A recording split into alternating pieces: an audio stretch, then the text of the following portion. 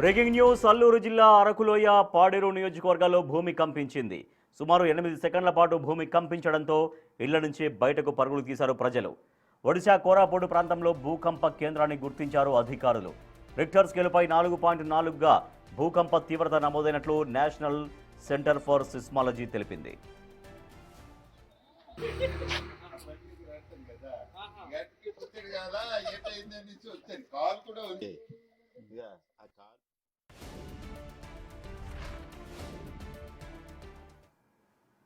అల్లూరు జిల్లా అరకులోయ పాడేరు నియోజకవర్గాల్లో భూమి కంపించింది. సుమారు 8 సెకండ్ల పాటు భూమి కంపించడంతో ఇళ్ల నుంచి బయటకు పరుగులు తీశారు జనం. మా ప్రతినిధి రాజు మరింత సమాచారం అందిస్తారు. రాజు, భూకంప కేంద్రాన్ని ఎక్కడ గుర్తించారు? అంటే దాదాపుగా 8 సెకండ్ల పాటు అక్కడ భూమి కంపించింది కాబట్టి జనం అంతా బయటకు పరుగులు తీశారు. ఆ విజువల్స్ కూడా మనం చూస్తున్నాం. వాళ్ళు కొంత రిలాక్స్గా అయినట్టుగా మాట్లాడుకుంటున్నారు. అంటే భూకంపం వచ్చింది పోయింది అన్న కొంచెం రిలాక్స్ మూడ్లోనే కనిపిస్తున్నారు యాక్చువల్గా జనం చూస్తుంటే.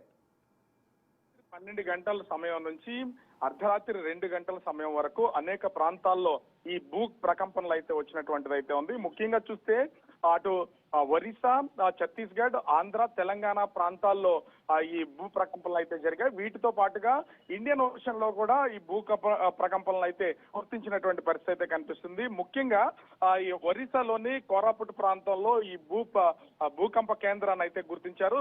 రిక్టర్ స్కేల్ పై దాదాపుగా 4.4గా ఇదైతే నమోదైనటువంటి పరిస్థితి అయితే కనిపిస్తుంది.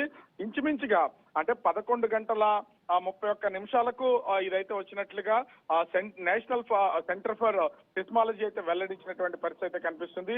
ముఖ్యంగా చూస్తే అటు ఆంధ్రప్రదేశ్ విషయానికి వస్తే అటు అల్లూరు సీతారామరాజు జిల్లాలోని అరకు, పాడేరు ప్రాంతాల్లోనే అనేక చోట్ల భూమి అయితే 8 నిమిషాల పాటు కంపించినటువంటి పరిస్థితి అయితే ఉంది. తెలంగాణలోని మనోహరాబాద్ అనే ప్రాంతంలో ఈ భూ ప్రకంపనలు వచ్చినట్లుగా గుర్తించినటువంటిది అయితే ఉంది. దీంతో పాటుగా అటు ముఖ్యంగా చూస్తే ఒరిస్సా కోరాపుట్లో కూడా భూ ప్రకంపనలు 8 సెకండ్ల పాటు అయితే కంపించినటువంటిది అయితే. దీంతో ఒక్కసారిగా అంటే ఇది కొండ ప్రాంతం, ఈ గిరిజన ప్రాంతాలైనటువంటి ఆ ఏజెన్సీ ప్రాంతాల్లో కూడా భూ ప్రకంపనలు ఒక్కసారిగా వచ్చినటువంటి నేపథ్యంలో ఇంటి లోపల నుంచి మొత్తం ప్రజలందరూ కూడా బయటకు చేసినటువంటిది అయితే ఉంది. ఏం జరుగుతుందో అర్థం కాలేదు. కాకపోతే అది భూకంపం అని తెలిసి దాని తీవ్రత అంటే కొంచెం భూమి కంపించినట్లు అనిపించినటువంటి నేపథ్యంలో బయటకు ఇంటిళ్లలో నుంచి బయటకు వచ్చినటువంటి ప్రజలు కూడా కొంత రిలాక్స్ గా మాట్లాడుకుంటున్నటువంటి పరిస్థితి అయితే ఉంది. కానీ ఒకేసారి అనేక ప్రాంతాల్లో ఈ భూ ప్రకంపనలు అయితే వచ్చినటువంటి పరిస్థితి అయితే కనిపిస్తుంది. ఇంచుమించుగా అంటే దాదాపుగా 11-12 గంటల మధ్యలో నుంచి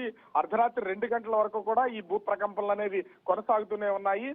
ఇతర దేశాల్లో కూడా ఉన్నట్లుగా నేషనల్ సెంటర్ ఫర్ సిస్మాలజీ వెల్లడిస్తున్నటువంటిది అయితే ఉంది. ముఖ్యంగా ఇండియన్ ఓషన్, అదేవిధంగా ఒరిస్సా, కోరాపుట్, ఛత్తీస్గఢ్, తెలంగాణ, ఆంధ్రప్రదేశ్ లో ఉన్నటువంటి అనేక ప్రాంతాల్లో గుర్తించారు. తరచూ ఈ భూ ప్రకంపనలు అనేవి రాజు అయితే అప్పుడు భూకంపం వస్తున్నటువంటి సమయంలో కొంత ఏం జరుగుతుందో అనే కొంత ఆందోళన, కొంత భయం ఏదో జరుగుతుందని అనుకుండొచ్చు. కానీ తర్వాత ఈ భూకంపం మీరెలా ఫీల్ అయ్యారు, మీకేమనిపించింది అంటూ కొంత వాళ్ళందరూ బయటకు వచ్చి రోడ్లపైన వచ్చి ఒక డిస్కషన్ పెట్టుకున్నట్టుగా కొంత విజువల్స్ మనం చూస్తున్నాం.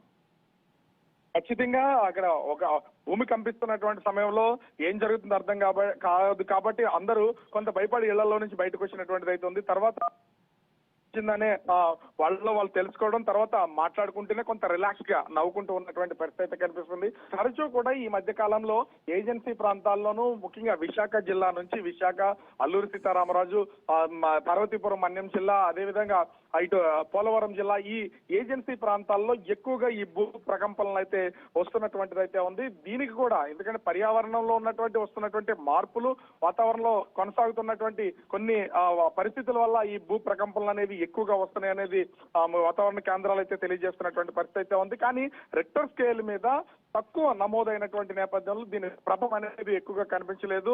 4.4 మాత్రమే రిక్టర్ స్కేల్ మీద నమోదైనటువంటి నేపథ్యంలో ఎలాంటి ఇబ్బంది లేదు. దీంతో భయపడినటువంటి ప్రజలు కూడా కొంత రిలాక్స్ అయినటువంటి పరిస్థితి కనిపిస్తుంది. Rajesh, right, thank you Raju.